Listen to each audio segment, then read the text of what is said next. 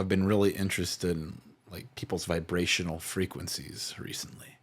And I was looking through it's like, what is a guy like Kobe Bryant's vibrational frequency, right? And you're saying, hey, he found joy, he found peace.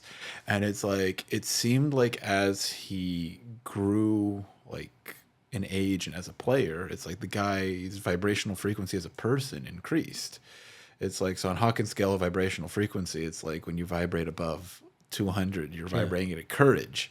And then Yeah. you get to about, I think it's like 310 is willingness and 350 is acceptance. It's like 400 is reason, 500 is love, 540 is joy, 600 is peace, Wow. 700 is enlightenment. Not many Yeah. people get to that. That's like Jesus, Buddha, Krishna. Like very few people reach the stage of enlightenment. But you look at a guy like Kobe Bryant, it's like throughout his career, it's like, hey, I've got to be good at basketball. I've got to be good at basketball. I need to work on this, and I need to go win a championship. Oh, things aren't working out here. We got to get rid of Shaq. It's like then you had obviously he had some public issues with his wife, right? That he kind of was able to work through he was and really reconcile. young, wasn't he?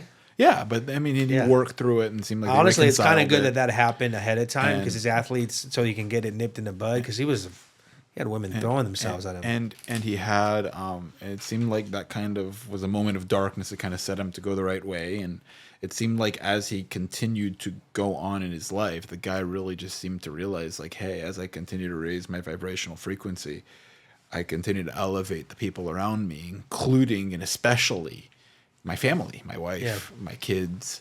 And it's like, I mean, like what a story with Kobe. It's like he just had, I mean, he had a daughter, and then he had another daughter, and then he had another daughter, and then he had another daughter. And it's like, and it's just kind of cool. And it's like, sometimes it's like a guy like Kobe is such a go-getter. It's like the guy's purpose was like, hey, we need to send this guy all this feminine energy to calm him the fuck down. It's funny you say and that because make I got him- 3 daughters. Yeah, and make him like, and bring him like kind of like to a certain level of, hey, let's raise this guy's vibrational frequency because he's such a powerful vessel that can go and inspire all these people. Yeah. And it's like you look at it now and it's like, it's like maybe a guy like him literally needed to get to the point where it's like he understood from perspectives like, hey, I've got my wife, I've got my daughters, like I can show up this way now. I can be softer. I can be more vulnerable. I can share about the more important stuff. And this is what's going to move things forward now. Yeah, and I think I'm on that journey right now because it's always been difficult for me because I have a very strong masculine, dominant energy, motivator. I don't know if it's masculine energy, I don't know what you want to call it, but it's intense testosterone. And I'm surrounded with women who I love, who I have a hard time knowing how to love because I'm like a blunt hammer, dude. And in what works in the business world that makes me successful does not work in the home. Well, there's no playbook on how to love and how to receive love. Yeah. So we're all No, there's not. And trauma's a real thing. My wife's been through a lot. I've been through a lot as kids and stuff. It's just little women, at least my experience with my little women, they're better communicators than boys, right?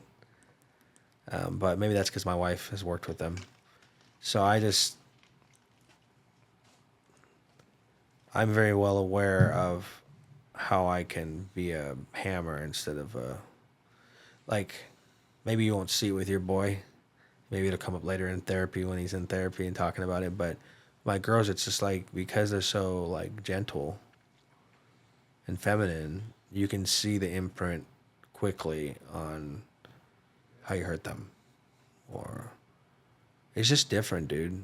I mean, people don't understand. Everybody wants to argue that there's no differences in genders. Yeah, have a son and have a daughter, and please tell me. I'm not talking about... Now, there are some boys that grow up really gentle, for sure.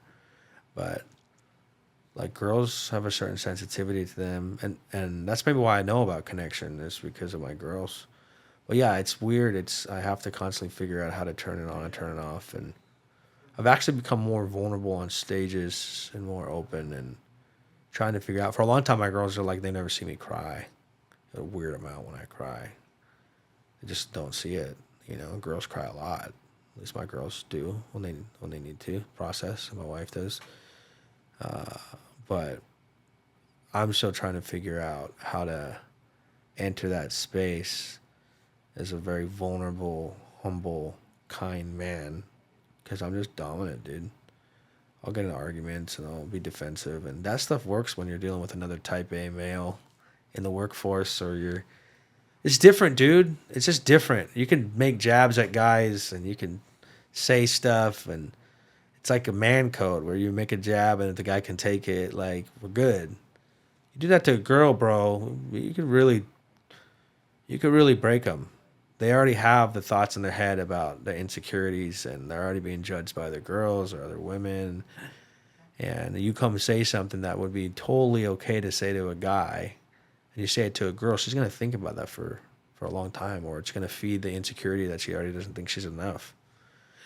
I don't think I ever walk away from a conversation with a guy making a joke about me unless it's unless it's a real pointed aim, but making a zinger at me and me going like, I don't know who I am as a man because my homie told me that. This just doesn't, does that make sense? It's not the same. I think the male ego is bigger. Always said that. It's not always good. Male's got a pretty big ego that allow us to overcome some things, but it also makes us go to war. I mean, the ego is a very masculine thing, right? So when a male has an ego, it's masculine. Yeah. And when a female has an ego, it's also masculine. Yeah. And so it ends up in a spot where, as a guy, you almost need to, in a way, again, it's ideal to let go of an ego, but maintain a certain standard of kind of confidence, to like maintain a certain level of respect. So you need to balance kind of confidence and ego because you need to be sure of yourself that you can you need go, to have you need to have enough ego to survive the freaking world, bro, and to be able to be confident enough to go do something. But you need to be humble enough to know. I remember I went to go work for a company, and this is me trying to balance my ego. This was years ago. I walked in, and they said this market has failed 5 years. We bought this branch. It's only failed. Nobody's ever succeeded.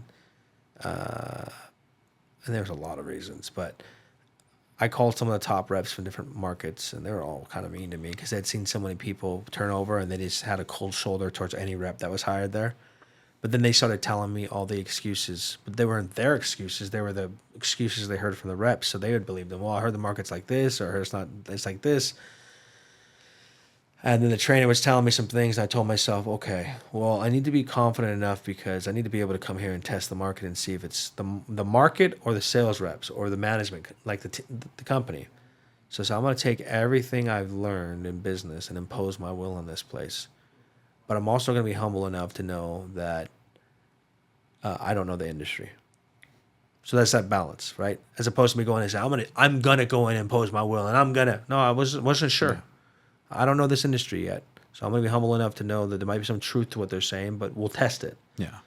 Well, it's interesting. I mean, we often think that like having a certain level of ego is what actually gets us the respect from other people. But sometimes it's like once we let go of the ego and people can see that, then we get the respect that we're looking for. Well, it was interesting because I did impose my will and I grew the market by 278% and we killed it. But when I was with the trainer, we'd clash and I told him, here's the deal, bro. I'm never going to do 100% of what you tell me to do. And he's like, I said, I'll do 50% because I'm betting on myself. I can't do what's not in my gut. I've been in sales and business my whole life. I'm not going to. So the old me would have only done 10% of what you told me to. So I've grown. So I'll do 50% of what you told me to do and implement. The rest I'm going to go with my gut because my neck's on the line, my job's on the line, and you guys expect me to produce. And if I'm doing your way that I don't believe in, it's not that I don't believe in you. You have a standard in the way you roll because of your personality type. You don't even realize you have a personality type. You don't even realize you're training me in a one-dimensional way to what your strengths are. But if I were to apply your skills to my weaknesses and strengths, I would fail. So I got to go with what I know because of my background.